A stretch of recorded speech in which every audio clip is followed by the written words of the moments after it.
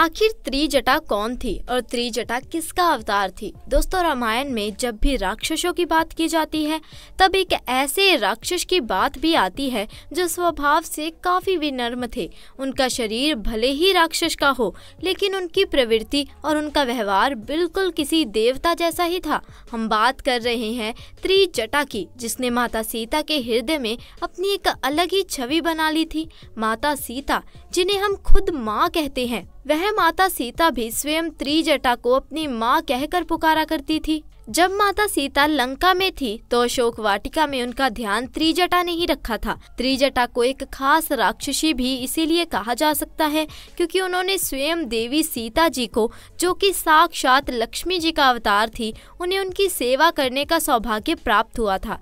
दरअसल त्रिजटा रावण की एक खास राक्षसी दासी थी, जिसको स्वयं माता सीता का अशोक वाटिका में उनका रखरखाव करने के लिए नियुक्त किया गया था। लेकिन दोस्तों, क्या आपके मन में कभी ये सवाल उठा है कि आखिर त्रिजटा कौन थी, जिसके बारे में हमें कोई भी जानकारी प्राप्त नहीं है? रामायण में भी उनका बेहद ही कम जिक्र मिलता है। तो चलिए आज इस वीडियो में जानेंगे कि आखिर त्रिजटा कौन थी, वह किसकी पुत्री थी और आखिर त्रिजटा किसका अवतार थी, क्या थी उनके जन्म पूर्व की कथा। कहते हैं रावण ने जब स्वयं माता सीता का अपहरण किया तो उसके बाद उन्होंने उसे लंका में नहीं रखा था, बल्कि अशोक वाटिका में रखा। जब उन्होंने स्वयं माता सीता के रखरखाव की जिम्मेदारी दी अपनी सबसे विश्वास पात्र त्रिजटा को। त्रिजटा भले ही एक राक्षसी थी, लेकिन स्वभाव से एक देवी ही थी। उन्होंने स्वयं माता सीता को अपनी पुत्री की तरह रखा, उन्हें कोई भी कष्ट नहीं होने दिया, ना ही उन्होंने माता सीता को कोई भी नुकसान पहुंचाया। त्रिजटा, जो कि एक राक्षसी थी, उसके पूर्व जन्म की एक खास कथा हमने सुनने को मिलती है। कहते हैं त्रिजटा एक बेहद खूबसूरत अप्सरा हुआ करती थी और इंद्र की सभा में वह कार्य करती थी।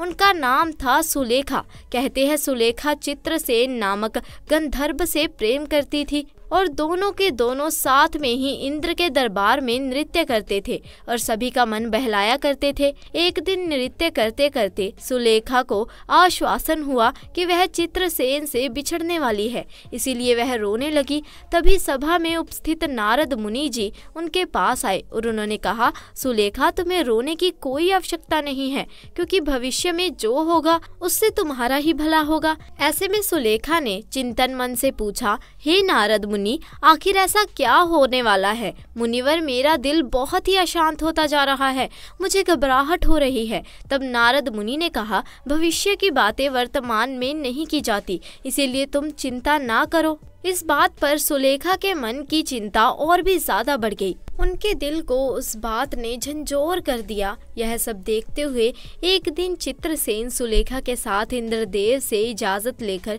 पृथ्वी लोक में घूमने के लिए आई। वहां का वातावरण देख सुलेखा बहुत प्रसन्न हुई। जैसे ही उसने किसी झरने को देखा, उसके मन में वहां स्नान करने की इच्छा प्रकट हुई। उसने चित्रसेन से कहा और दोनों झरनों में जाकर साथ में नहाने लगे, एक दूसरे पर पानी डालने लगे। दोनों नदी में हंसते हंसते ठिठोरे मार रहे थे और एक दूसरे के ऊपर पानी मार रहे थे। पास में ही एक चट्टान पर बैठे ऋषि दुर्वासा तपस्या कर रहे थे। बार बार पानी की चींटें उन पर पड़ रही थी और सुलेखा और चित्रसेन इस बात से बिल्कुल अनजान थे। उन्हें तो यह आभास भी नहीं था कि उनके समीप की चट्टान में ही स्वयं ऋषि दुर्वासा बैठे हैं। वह खेल खेल में अपने खोए हुए थे। जब दुर्वासा ऋषि से यह सहन नहीं हुआ तो उन्होंने अपनी आंखें खोली और सुलेखा से कहा, तुम यहाँ से चली जाओ, तुम्हारे खेल की वजह से पानी की छींटें मुझ पर पड़ रही हैं, जो मेरी तपस्या में विघ्न डाल रही हैं। लेकिन ऋषि की बात मानता तो दूर सुलेखा ने उल्टा उन्हें जवाब दे दिया। यह देखकर ऋषि दुर्वासा को और भी ज्यादा क्रोध आ गया। आप सब तो जानते ही हैं कि सभी ऋषियों में से ज्यादा क्रोधित ऋषि दुर्वासा को ही माना जाता है। उन्होंने ही स्वयं इंद्र को सभी देवी देवताओं को श्राप दिया था। वह बेहद ही शक्तिशाली और क्रोधित स्वभाव के ऋषि थे और इस तरह सुलेखा के वापस जवाब देने पर ऋषि दुर्वासा आग बबूला हो गए और उन्होंने सुलेखा को यह श्राप दिया कि तुम जल्द ही सुंदर शरीर को त्याग दोगी और जिस तरह से तुमने मुझसे बात की है वह एक राक्षस की प्रवृत्ति है, इसीलिए तुम अगले जन्म में एक राक्षसी के रूप में ही जन्मोगी और राक्षस कुल में पैदा होगी। यह सब सुनने के बाद सुलेखा के पैरों तले जमीन खिसक गई। अचानक ही सुलेखा को नारद मुनि के उन सभी बातों का आभास होने लगा और उन्होंने उसी समय रोते हुए वह स्वयं ऋषि दुर्वासा के पैरों पर जा पड़ी। उन्हें अपनी गलती का एहसास हो गया था, इसीलिए वह ऋषि के पैरों में गिरकर उनसे क्षमा की भीख मांगने लगी। तब दुर्वासा ऋषि का भी मन और मस्तिष्क पसीज गया और उन्होंने कहा कि मैं अपने श्राप को वापस तो नहीं ले सकता, लेकिन तुम्हें यह वरदान दे सकता हूँ कि तुम्हारे उस जन्म में तुम्हें साक्षात भगवान श्री हरि और माँ लक्ष्मी के दर्शन होंगे। तुम स्वयं माँ लक्ष्मी के अवतार की सेवा करोगी और उसके बाद ही तुम्हें उस राक्षसी शरीर से मुक्ति मिल पाएगी। और कहते हैं ठीक ऐसा ही हुआ था। माली नाम का एक राक्षस हुआ करता था जिसकी पुत्री का नाम था कंचुकेसी। कहते हैं कंचुकेसी ने हरि कीर्तन करके ऋषि विश्वरा को पसंद कर लिया था। दोनों ही एक दूसरे को पसंद करने लगे थे और इसके बाद दोनों ने एक दूसरे के साथ विवाह भी किया था। फिर कुछ समय बाद कंचुकेसी गर्भवती हुई और उसे एक कन्या की प्राप्ति हुई जिसका नाम था त्रिजटा। वैसे आपको मैं बता दूं कि ऋषि वृषवा स्वयं रावण के पिता थे जिनकी कैकसी से विवाह हुआ था, जिनसे रावण का जन्म हुआ था। और वहीं कई सारे पुराणों में यह वर्णित है कि त्रिजटा को रावण की सौतेली बहन भी माना जाता है।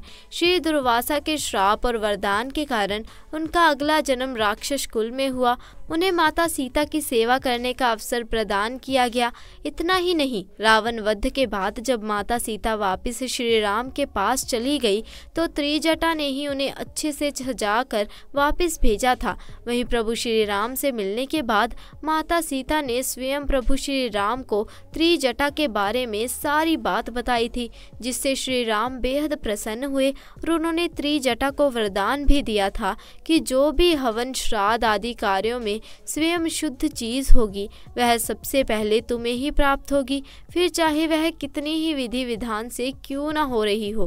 कहते हैं प्रभु श्री राम ने और माता सीता ने स्वयं त्रिजटा को कई सारे वरदान देकर उनको धन धान्य कर दिया। फिर वहां से वह वापस अयोध्या लौट आई। कहते हैं त्रिजटा कुछ दिनों तक लंका में रही जहां उन्होंने स्वयं विभीषण की सेवा की और उसके बाद वह काशी के एक स्थान में आकर रहने लगी और फिर उन्होंने अपने शरीर को त्याग दिया। कहते हैं आज भी काशी में त्रिजटा माता का मंदिर बना हुआ है।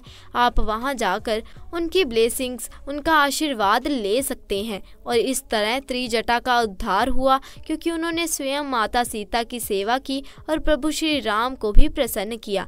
इस तरह एक दिन अपने शरीर को त्याग कर त्रिजटा स्वयं अपने राक्षसी शरीर से मुक्त हो गई और उसके बाद वह वापस सुलेखा के रूप में इंद्रलोक में जा पहुंची।